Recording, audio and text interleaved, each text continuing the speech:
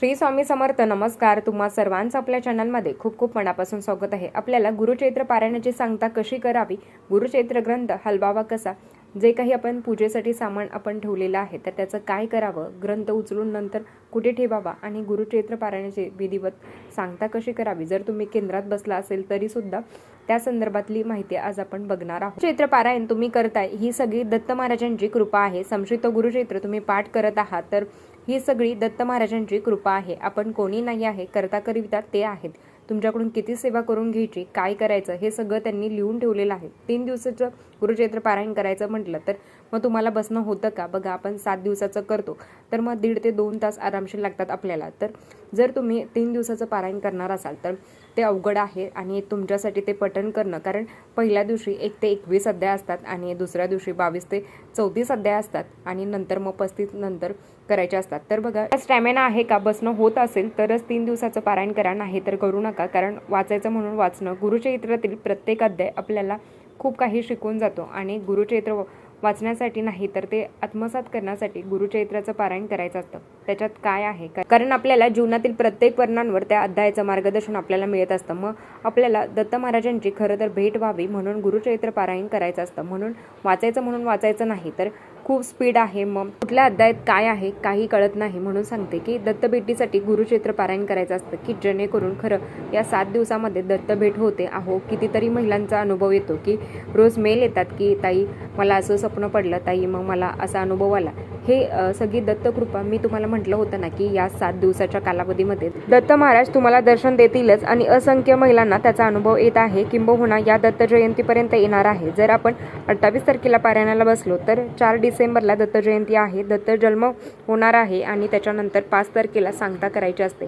7 दिवसाच्या गुरुचैत्र पारायणाची सांगता ही 8व्या दिवशी करायची असते. आता जे लोक 27 तारखेला बसले आहेत तर त्याची सांगता कधी येते तर 3 तारखेला आपल्याला पारायण संपतं आणि 4 तारखेला करायचं का तर नाही, कारण जो पारायणाला बसला आहे तर कुठलं पण पारायण असेल, मग सप्तशती गुरुचैत्र असेल, मूळ गुरुचैत्र ग्रंथ असेल तर त्यांनी 4 तारखेला उपवास धरायचा असतो.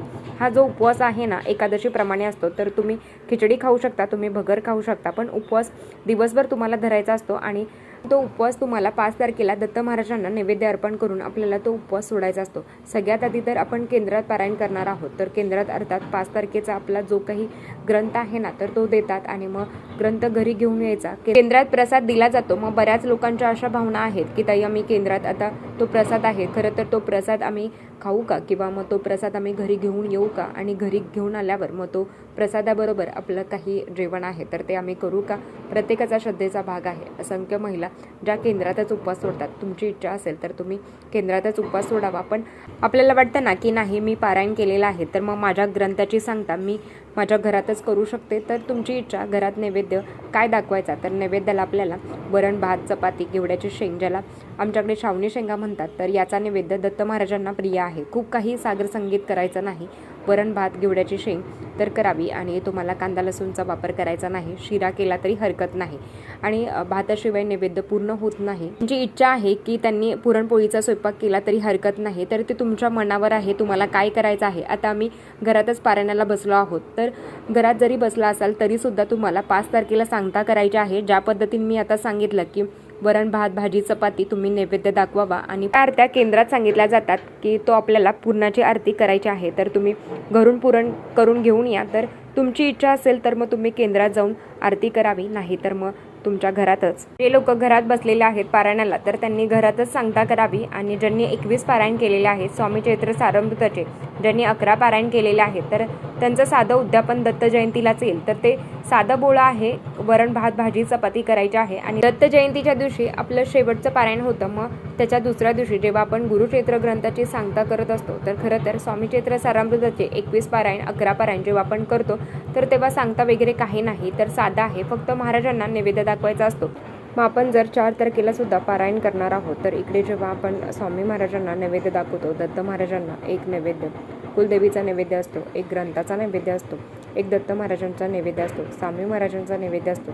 4 नैवेद्याचे ताट आपल्याला करायचं आहे. भरपूर व्यवस्थित नैवेद्य करा, एकावर एक ठेवायचे नाहीत. प्रॉपर भाजी चपाती वरण भात जे काही करणार आहात तर त्याचे 4 नैवेद्य तुम्हाला दाखवायचे आहेत आणि ते आपणच ग्रहण करायचे आहे. समजा जर मी 4 नैवेद्य केले तर मग एक माझ्या पतीसाठी, एक मुलासाठी, सासूबाईंसाठी एक, जे असतील तर ते आपल्या घरातले तर त्यांनीच तो नैवेद्य ग्रहण करायचा आहे. आणि बघा जे घरात करणार आहे तर त्यांच्यासाठी सांगते, संक्षिप्त गुरुचैत्र पारायण चालू आहे. संक्षिप्त गुरुचैत्र ग्रंथाची सांगता सुद्धा तुम्हाला 5 तारखेला करायची आहे. दत्त जयंती झाली म्हणजे आपण सगळं कांदा लसूण खायला मोकळे नाही. जोपर्यंत सांगता होत नाही म्हणजेच 5 तारखेला नैवेद्य तुम्ही दाखवत नाही तोपर्यंत होत नाही. आपल्या सगळ्या संसारिक जबाबदाऱ्या सोडून आपण पारायण करत आहोत. ब्रह्मचर्याचं पालन केलं आणि त्याच्याबरोबर आपण कांदा लसूण वर्ज केला. आपल्या आवडीचे जे पदार्थ आहेत तर त्याचा त्याग केला तर आपलं भाग्य आहे. आणि हे सगळं या 7 दिवसात या सगळ्या वाईट गोष्टीचा आपण त्याग केला आणि दत्तसेवा केली, जी महाराजांनी आपल्याकडून करून घेतलेली आहे. 5 तारखेला सुद्धा जर शक्य असेल सांगता केल्यावर तर संध्याकाळी सुद्धा कांदा लसूण वर्ज करा. आणि जर तुमची इच्छा असेल तर ब्रह्मचर्याचं सुद्धा पालन करा, कारण ते ग्रंथाचं उद्यापन झालं असणार आहे आणि केंद्रातला ग्रंथ आपल्या घरी आणायचा आहे, त्याची पूजा करायची आहे. मग दत्त महाराजांची आरती घ्यावी, स्वामी महाराजांची आरती घ्यावी आणि नैवेद्य अर्पण करावा. ज्यांची इच्छा आहे की मी केंद्रात जरी पारायण केलेलं आहे पण सांगता मला घरात करायचे आहे तर त्यांनी फक्त ग्रंथ घेऊन यावा आणि आपल्या घरात ठेवायचा आहे. आणि जे काही स्वयंपाक केलेला आहे तर त्याचा नैवेद्य दाखवू शकता. आणि ज्यांनी घरात केलेलं आहे तर त्यांनी घरातच करायचं आहे. आता घरात मांडणी आपण केलेली आहे तर त्याचं काय करायचं आहे आधी सांगते.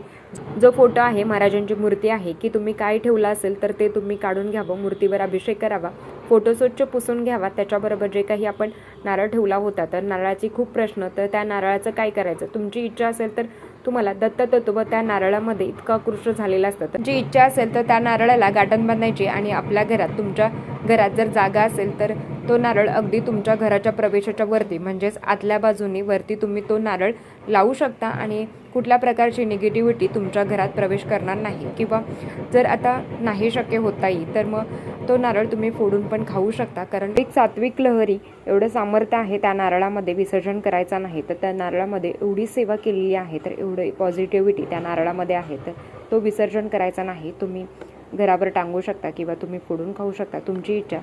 ते काही नारळाचं जे काही पाणी असणार आहे तांब्यामधलं तर त्याचं काय करायचं आहे तर ते तुम्ही तुळशीला सोडून कुठल्या पण झाडाला तुम्हाला अर्पण करायचं आहे. त्याच्याबरोबर सुपारी आणि 1 रुपयाचं ती तशीच ठेवावी, कारण जेव्हा आपण कलशाची स्थापना करतो तर ती सुपारीचा वापर तुम्हाला करता येईल. 1 रुपया तुमच्या तिजोरी ठेवावा, की जेणेकरून मग तुम्हाला परत तो कामाला.